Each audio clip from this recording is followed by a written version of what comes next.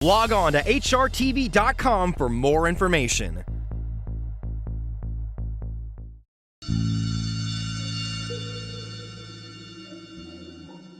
On the inside, Quietdo Aces. This week on HRTV. Aces are bottom of the nose, very, very close. It means the world to me, and it's one of those awards you grow up wishing you could win. And Soledad and Alan Garcia have won the basic Tipton Fountain of Youth.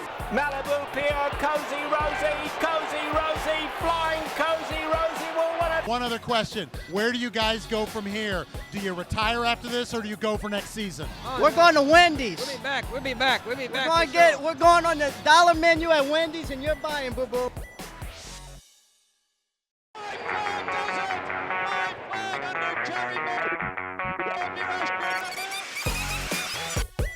Carolyn Conley here to catch you up on the week at HRTV.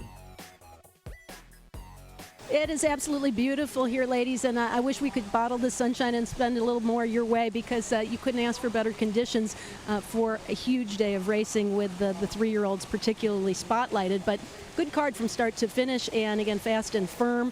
I think the rail on the turf is 24 feet from the hedge. And, one observation, Meg, I know you just got into town, so I was here all week long and had a chance to watch a little bit of the racing. And particularly yesterday, I was a bit surprised because, to me, neither the turf course nor the main track seemed quite as speed conducive as maybe it has been in the past. But, of course, we've seen how with weather conditions and big race days, that can quickly change. Yeah, it really can change. I mean, last time we were here for the Sunshine Millions in the Holy Bull, one day, the first day, Saturday, was very, very speed-conducive racetrack, and the second day, it seemed like horses making the last run were winning, so it's something you have to pay attention to early in the card. Saturday was a day for the three-year-olds at Gulfstream Park, with 3 graded stakes taking place there.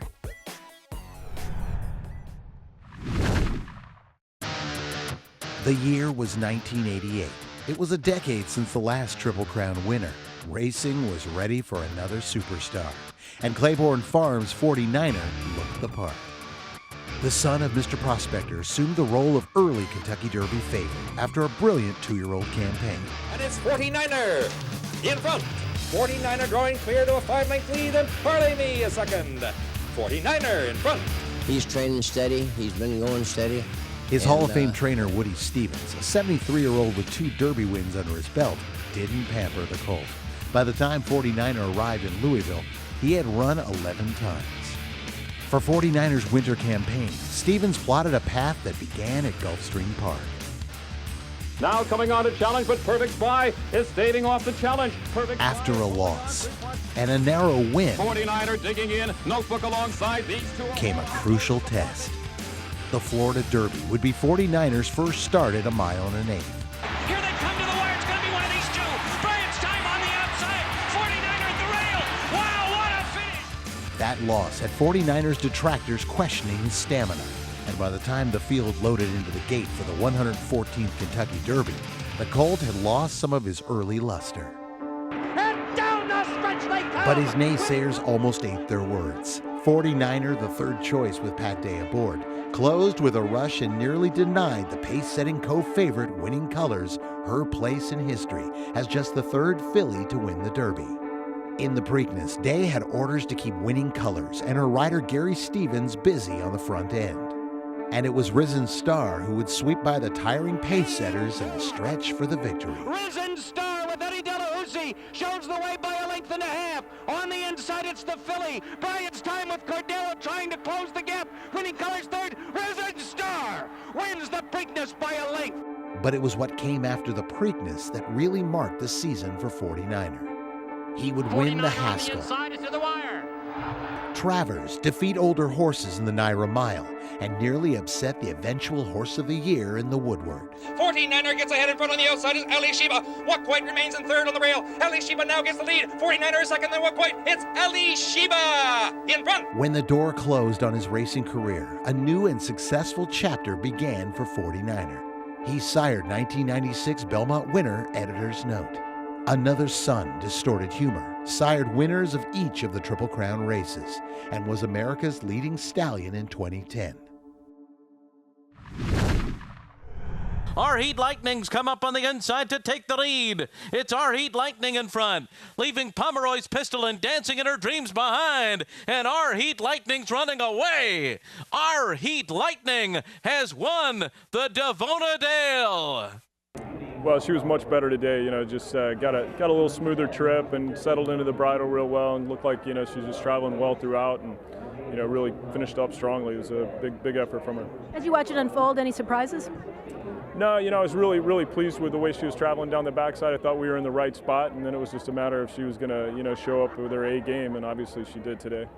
Well, Todd, Uncle Mo worked in tandem, as I read, with Stay Thirsty this morning. Before we talk about the 3-year-olds that have run this year, update us on the status of the Breeders' Cup Juvenile winner.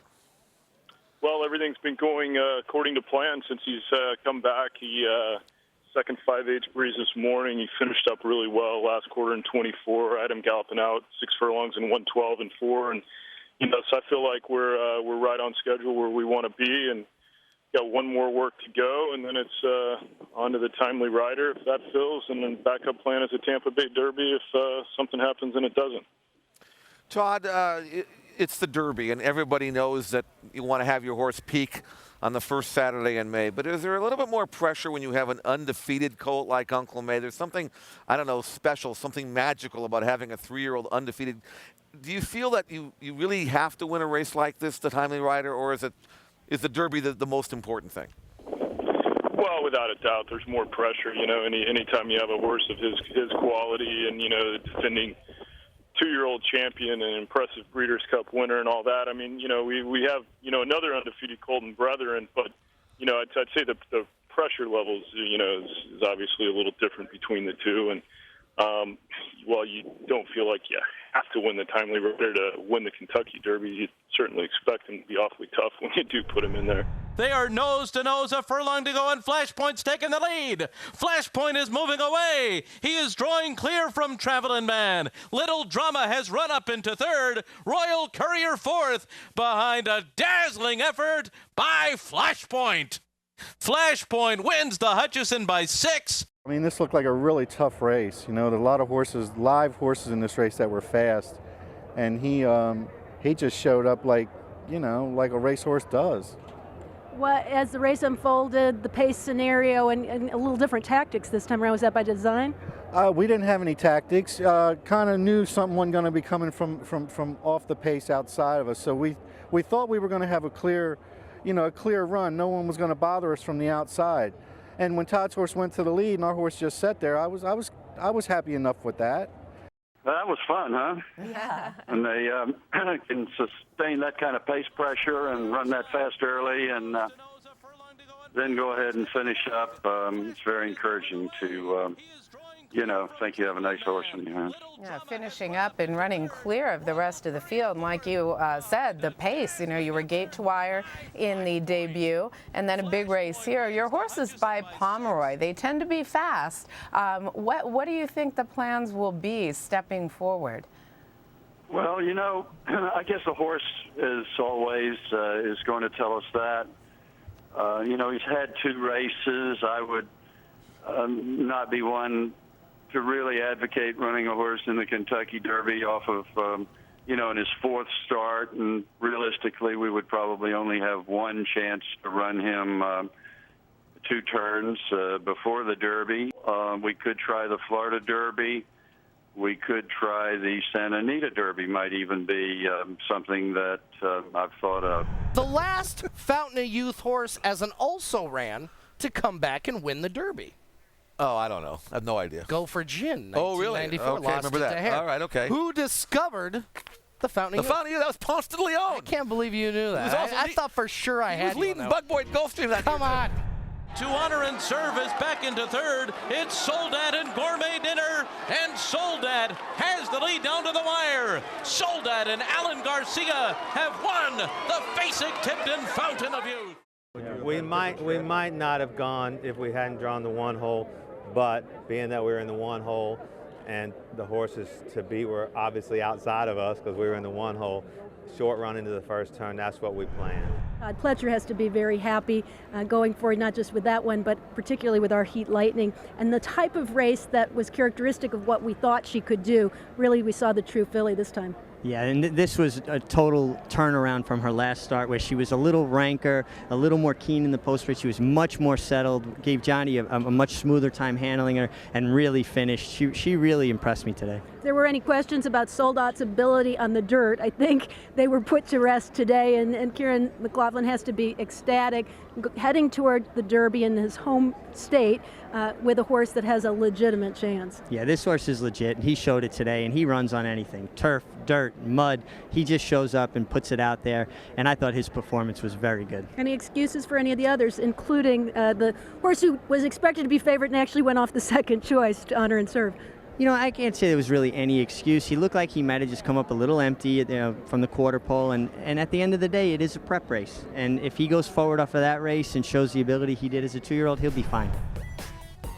There was also the much anticipated Canadian Turf from Gulfstream Park on Sunday.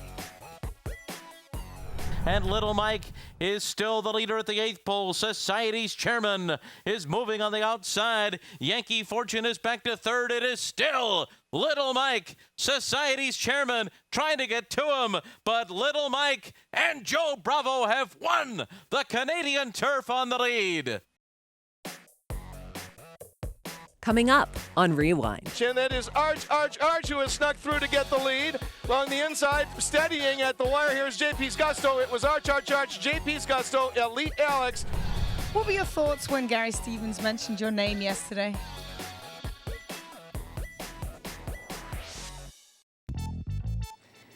It's not outer space, it's hail in the winter circle at Santa Anita Park.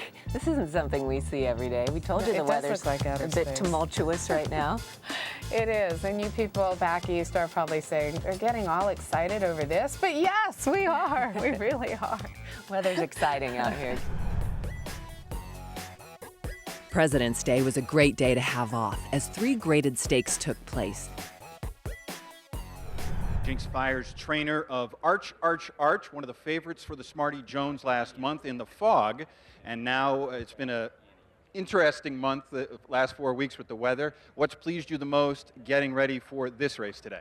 Well, he's had a good 3/4 work, since we run. And he got a little tired in that last race. He also came out with a hock, had a little filling in it.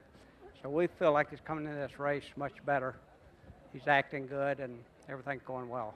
Way out in the middle of the track, that is Elite Alex, who's trying to come on, but he has now been beaten to the lead by Arch, and that is Arch, who has snuck through to get the lead. Along the inside, steadying at the wire, here's JP's Gusto. It was Arch, JP's Gusto, Elite Alex, and Pico's Pride in the Southwest Stakes. But no advantage, and Ben's Cat are now going to slug it out in the Gerald George. Ben's Cat on the inside, no advantage on the outside, gets the advantage, and Leish unleashes that late rally, but time is running out. Leish is rolling on the inside, but no advantage will hold. This is just Chavez and I have worked really hard on this horse, so it means a lot to have this win with just the two of us.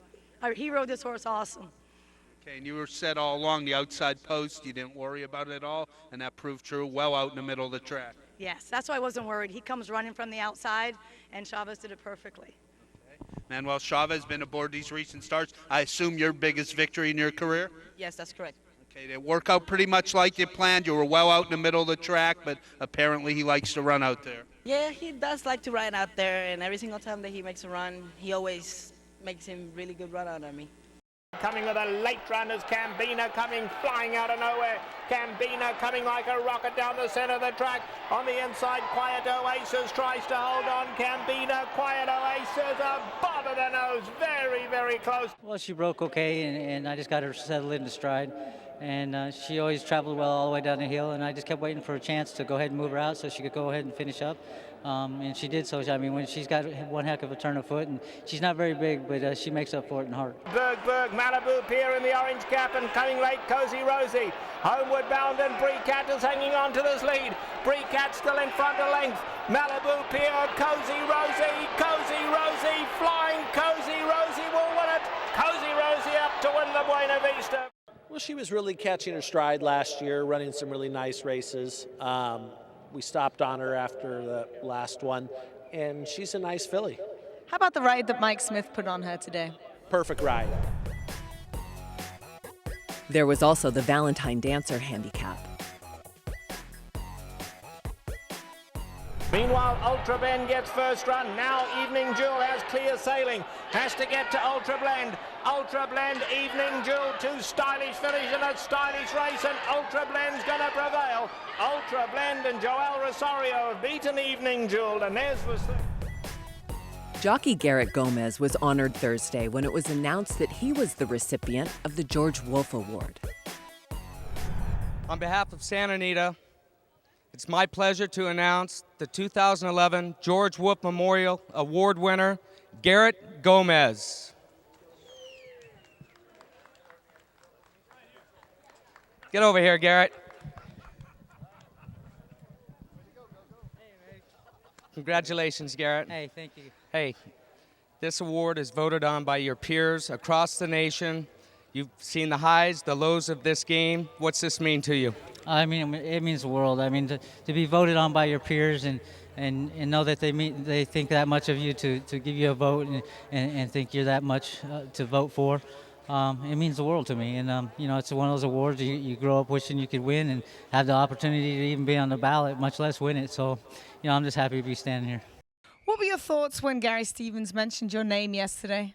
Well, I mean, it was a big surprise because I had thought it was about time they started to announce it, and I had just asked myself that question coming into the jocks room, and you know, they kind of kept it from me and surprised me with it. It was a nice surprise.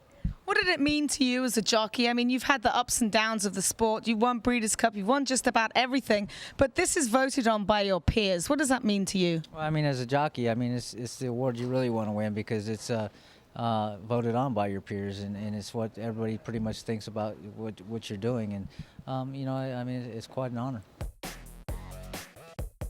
Next on Rewind. I felt it when I left my hand, I felt it right away. I know he had it. Trainer Silent Tom Smith gave Seabiscuit a third chance to win the 100 Grander, as the Big Cap was known in its earliest days. Horses, like most mammals except for primates, actually show estrus.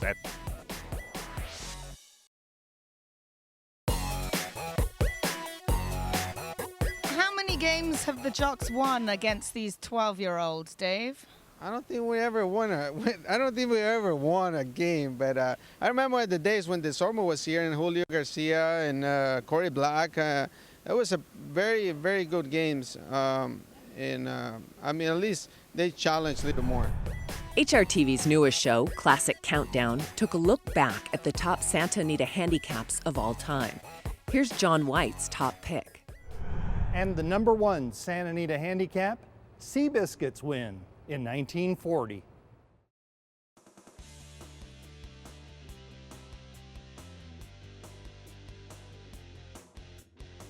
Hollywood could not have written a better story. The legendary Seabiscuit had lost the Big Cap by a mere nose in both 1937 and 1938. In 1938, Stagehand, a 3-year-old carrying just 100 pounds to Seabiscuit's 130, eked out a victory over Charles Howard's ultra-popular 6-year-old. After Seabiscuit then took a year off to recover from a suspensory ligament injury, trainer Silent Tom Smith gave Seabiscuit a third chance to win the 100 Grander, as the Big Cap was known in its earliest days. In 1940, Seabiscuit would not be denied, prevailing by a length and a half over defending Big Cap winner Kayak II, a great performance by Seabiscuit in his final career start, a performance that has resonated through the years. Coming down the stretch the first time, it's Whitby in front between Specify and Seabiscuit. Seabiscuit on the outside is second by an neck. Specify on the rail is third by a neck. Royal Crusader on the outside is fourth by a half a length. Wedding Call is fifth by 2.5 lengths. And Don Mike. By County is next, and Rob. Into the back stretch is Whitby in front by 1 length. Royal Crusader is second by a head. Seabiscuit is third by a head. Winning Call is fourth on the extreme outside by 3 lengths. Specify is fifth by a length and 1/2, and Viscounty is sixth. Around the far turn, It's Witch C going to a drive by 3/4 of a length. Seabiscuit is second by a head. Winning Call is third and Can't Wait. They're turning for home now with Winning Call in front by a head. Kayak is second by a head. Seabiscuit is third by 1 length.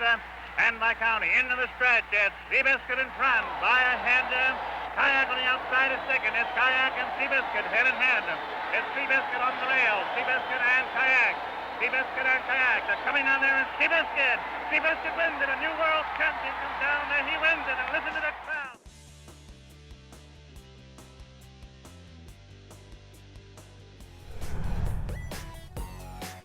The Jocks played Holy Angels Thursday in a game of basketball for charity. Now we're here to talk about basketball. The Jocks are playing the Holy Angels this coming Thursday at LaSalle High School.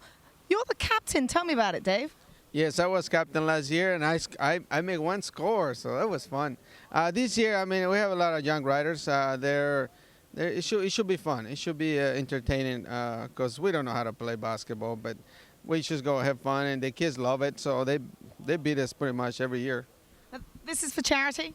Yes, this is charity. I think we're gonna keep doing it. I mean, it's been going for many years since I've been here, and we just gotta keep that tradition going because it's really good for the city of Arcadia and for the jockeys, and I mean, it's just great charity for.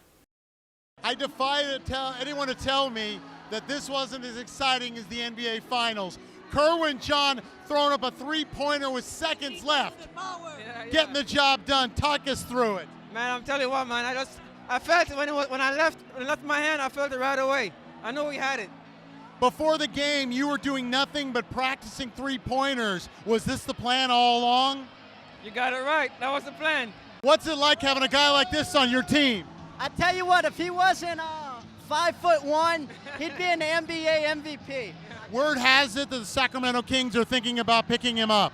You know they should. I don't think they're having too good of a season this year. Maybe they are. I don't watch basketball, but y'all need this guy. Give him $2 million. I'm his agent. $500,000 thrown at me. We in business. Give credit to the kids. How good were they today? They were good. They were good, but we were better this year. Yeah, we had a little more defense this year. You know, we kind of put the pressure on them, so we kind of make them fumble the ball a whole lot. This week, the past 2 horses of the year, Zenyatta and Rachel Alexandra, were bred to Bernardini and Curlin, respectively.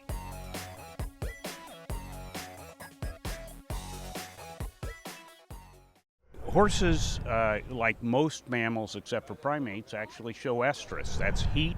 That's an interest in the opposite sex, if you will, and a willingness to be bred.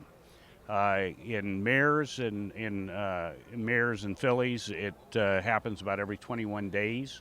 This time of year is a little bit early in the year. They may have put those horses under lights or other techniques to get them to start cycling normally. But they, every 21 days, they will develop a follicle. They become interested in being bred, and that's when they get the job done.